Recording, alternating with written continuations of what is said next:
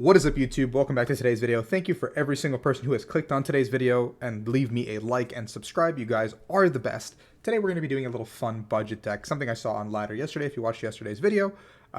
If you didn't, oh well.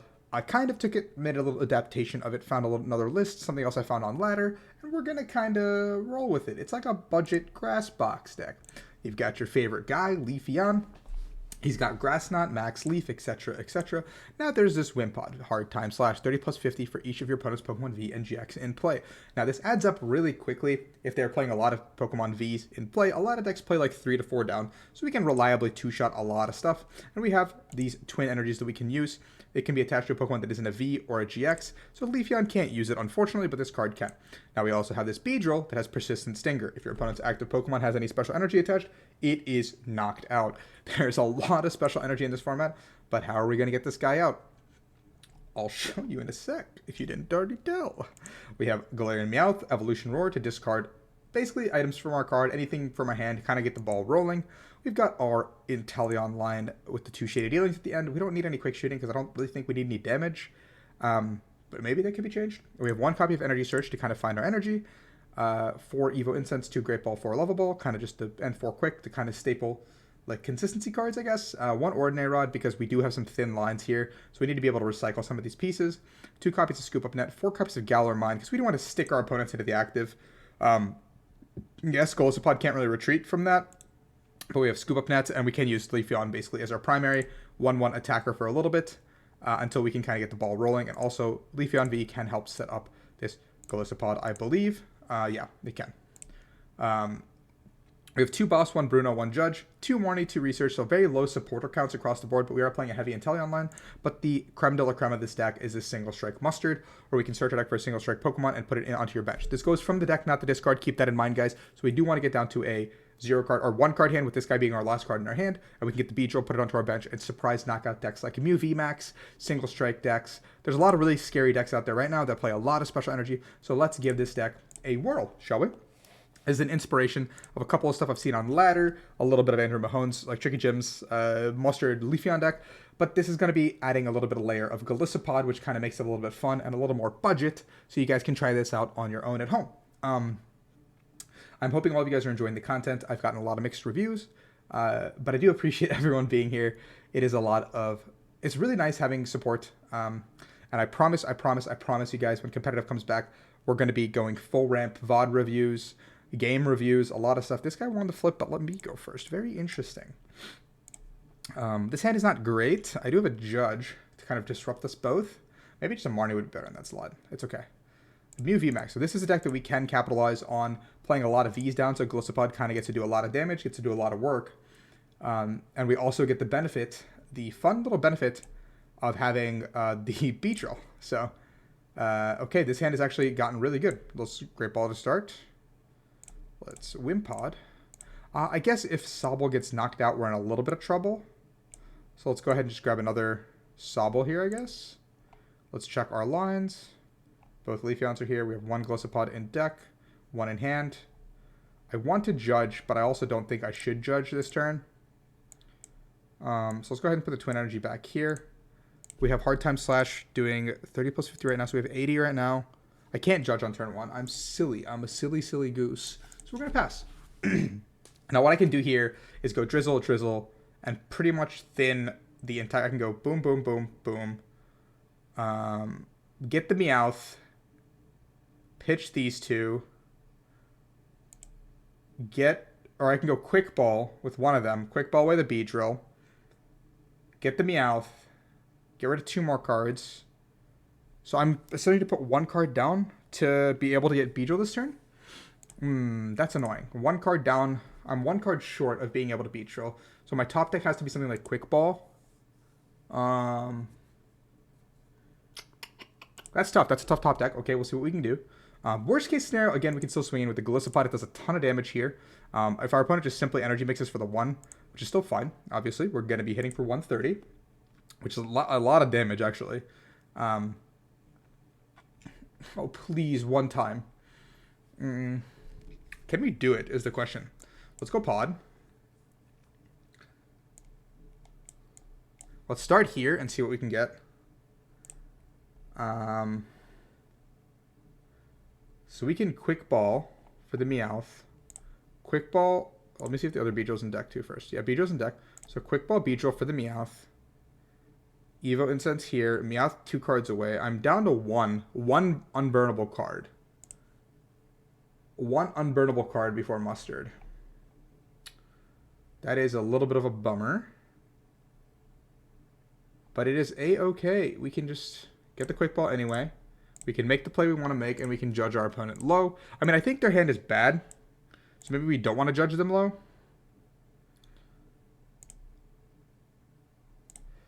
So we can still grab ourselves the Leafeon here. We can grab ourselves the Drizzile here, and we're going to scoop up net and pick up the Golisopod. Just to be able to pivot out and do what we need to do. And play the game a little bit. Because I think that's important that we can be able to pivot and play the game that we want to play. We want to go ahead and put the... Well, this is... I can still attach it, right? So yeah, so I can still put the Twin Energy here. It just doesn't do what I want it to do exactly. I don't want to judge him, I think, right away. So we're going to go ahead and Hard Time Slash. Next turn, we have it for sure. We have the Beedrill play for sure. But we just don't have it right now. Yes, it is a little bit ambitious to go only for the Beedrill play. Instead of setting up behind another Golisopod here that I probably should have. But I think this is funny, and we're going to go for it. So we're going to go see a capture for another Genesect. The capture being on a Genesect over a Mew is actually very comforting, because that means that the Mew will take either 2 turns to set up, or an Alessis Sparkle will have to come through. Both situations which are good for us, because we can Ordinary Rod back a card and kind of set up behind what we need to, again. Once again, we are a setup deck. We are not like a flashy, like a do everything all at once deck. We are planning to set up. We are planning to take it slow.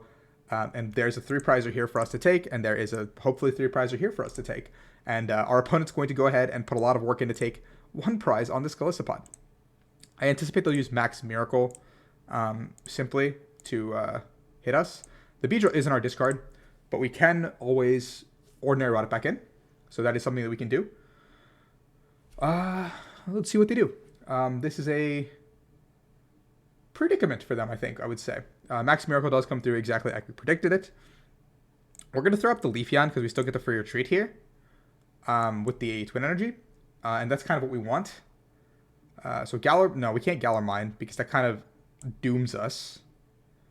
So let's do this.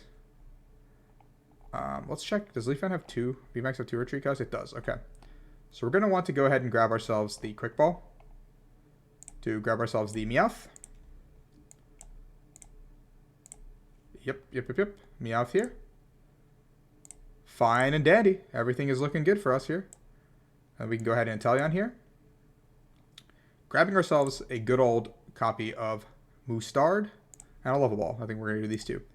We're going to get the Level Ball so we can get a copy of Wimpod down as well. Setting up for a follow-up on a Genesect or something. He's put a lot of stuff into play already. So we're going to go ahead and Meowth away these 2 cards. Which means, boom, boom. Sayonara. There's no Berserker. And we get the Mustard playoff. Bada bing, bada boom. Let's get this Persistent Sting up and running. There's the Grass Energy. This could not be any more perfect if I would have written it up myself. And we have the ability to go ahead and Persistent Sting. Knock out the active Pokemon. Take 3 prize cards. That's absolutely insane. We are rolling in it. I cannot be more pleased with the outcome of what just happened here. Obviously, getting our hand back low and using it again is a little bit of a problem. It's a little bit difficult. But wow, 3 retreat cost, never mind. I was like, this guy has no retreat cost. And then I was like, oh, I'm trolling. So, obviously, our opponent is a little bit like, oh, no, what just happened to me? But if we can find a boss, we win the game. And we have access to the boss in our hand, as we can see. But we can also Meowth and Scoop Up Net, put down Meowth again, and do it again, and just thin out our hand in order to potentially do the whole line again. Because we have 1, 2, 3, 4. We can burn our entire hand down and do it all over again. The problem is simply getting out of the active spot after we do everything we need to do. And finding the Grass Energy. So that's the 2 things that we need to kind of high roll into if this entire situation, like this entire sequence plays through exactly as it did earlier. That being said, I don't think our opponent will give us the opportunity to do that because they're grabbing Fog Crystals and Capture Energies. So we're going to try to set up a Mew without a special energy on it and one-shot the Beedrill here, which is still okay for us because we can go ahead and grab boss. We can go ahead and grab boss's orders and just knock out one of the Genesects. And both Mew Vs will then be in range of being one-shot by the Golisopod. We can Ordinary Rod this turn, putting both the Golisopod and the Beedrill back into the deck, giving ourselves an option to do Hard Time Slash once again. And we could Galar Mine stick something. No, it doesn't even matter because we're just going to one-shot the Genesects.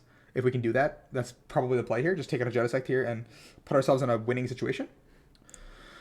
And obviously I can also Jet Spear for 110 and kind of set up the board, but I could potentially swing it. I'd like to get an energy onto Leafeon, just give myself that option of retreating. Yeah, that's basically all we need to do. Our opponent played out their entire turn. Bada bing, bada boom. We got ourselves the boss's orders. And we can go ahead and probably snag an Evo Incense, just grabbing myself the